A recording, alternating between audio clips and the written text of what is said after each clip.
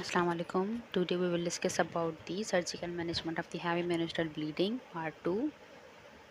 In part 1 we will discuss about the endometrial ablation. In part 2 we will discuss about the myomectomy and hysterectomy. So now we will start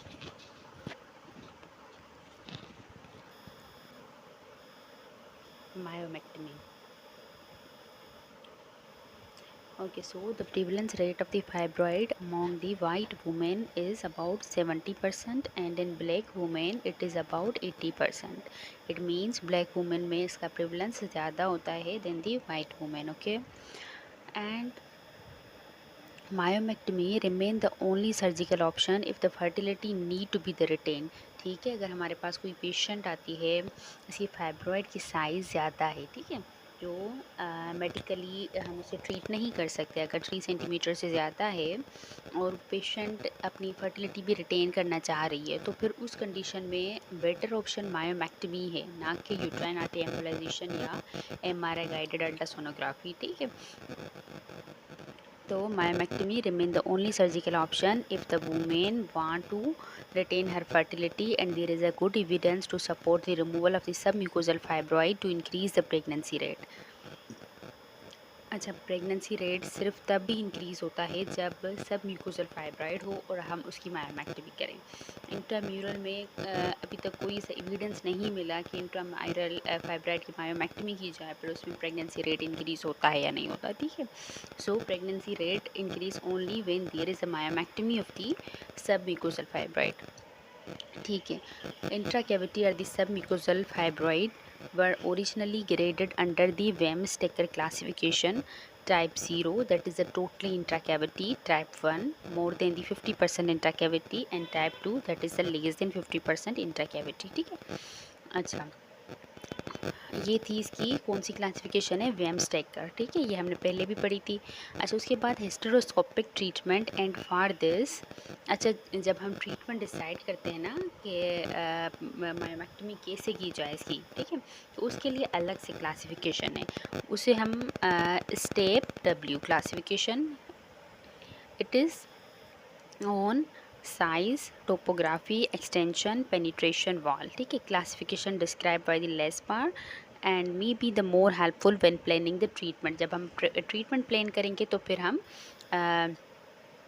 इस classification के मुताबिक करेंगे. ठीक है, अच्छा, उसके बाद मायोमैक्टमी, हिस्टेरोस्कोपिक मायोमैक्टमी हम कब करते हैं, कौन सी कंडीशन में करते हैं, when there is the submucosal or intracavity fibroid and the likely cause is the abnormal uterine bleeding or sub fertility. ठीक है, जब हमारे पास पेशेंट आती है जिसको फाइब्रॉइड की टाइप कौन सी हो, सबम्यूकोजल फाइब्रॉइड हो, ठीक है, और उसकी कंप्लेन कौन सी हिस्टेरोस्कोपिक मायोमैक्टमी से कम होगी, एबनॉर्मल यूट्राइन ब्लीडिंग और सब फर्टिलिटी के के लिए जब हमारे पास आएगी तो फिर हम उसे हिस्टेरोस्कोपिक मायोमैक्टमी का ऑप्शन देंगे.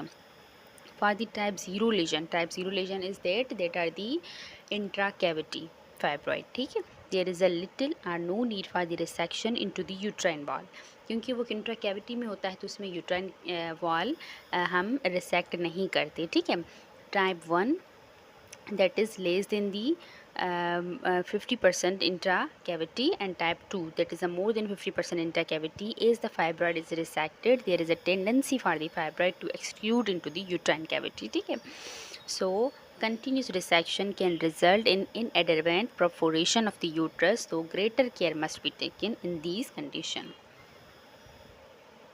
Okay, resection of the fibroid that are greater than the 5 centimeter in the diameter after the penetration with the GnRH analog should be undertaken by the experienced hysteroscopic surgeon. ठीक है, अगर fibroid की size 5 centimetre से ज़्यादा है तो उसमें अगर पेशेंट फर्टिलिटी नहीं चाहती, उसकी फैमिली कंप्लीट है, तो बेटर ऑप्शन यही है, उसका डेफिनेटिव ट्रीटमेंट हिस्टेक्टमी है. ठीक है, but if you want to conserve her fertility, want to conceive, then we will give the GnRH analog. After that we will decide for the hysteroscopic myomectomy. Okay, so here is the table. अच्छा, यहाँ पे scoring की गई है, अगर group 1 है, ठीक है, और स्कोर इसका कौन सा है, 0 to 4, तो हिस्टेरोस्कोपिक मायोमैक्टमी हम कर सकते हैं लो कॉम्प्लेक्सिटी. 5 to 6 में हाई कॉम्प्लेक्सिटी हिस्टेरोस्कोपिक मायोमैक्टमी. अच्छा, 7 to 9 में group 3 consider the alternative to the hysteroscopic technique. Alternative कौन से हैं? यूट्राइन आर्टरी एम्बोलाइजेशन है और MRI अल्ट्रासोनोग्राफी, ठीक है, MRI guided ultrasonography. Okay, so some hysteroscopic surgeons use a cold loop technique that nucleate the fibroid into total into the cavity and then remove by resecting into the chips or by the morcellation, ठीक है। तो cold loop special robust cold loop are used rather than the fine diathermy loops to free the fibroid from the surrounding myometrium.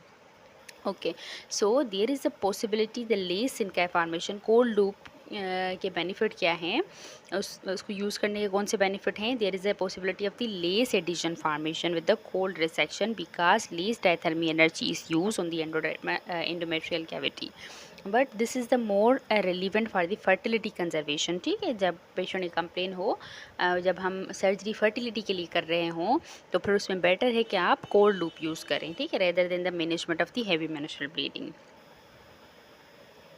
Okay, so that is all about the hysteroscopic myomectomy. कब हम करते हैं?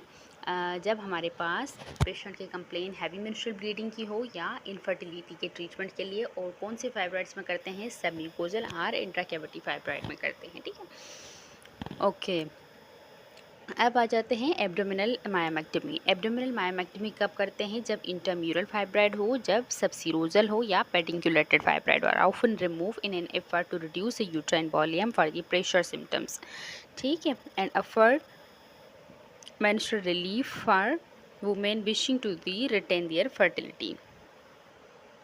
Okay, so myomectomy is the most common undertaken by the open laparotomy, although there is a significant morbidity associated with this procedure. Adhesion to the myomectomy wound are especially common, ठीक है। कौन कौन सी complication होती हैं? Adhesion to the myomectomy wound are especially common is in the intraoperative haemorrhage. Adhesion can be reduce by the careful attention to the haemostasis, tissue handling and the possible of the anti adhesion product, ठीक है। Adhesion कैसे हम कम कर सकते हैं? By careful attention to the haemostasis, carefully tissue handling, possible use of the anti-adhesions product.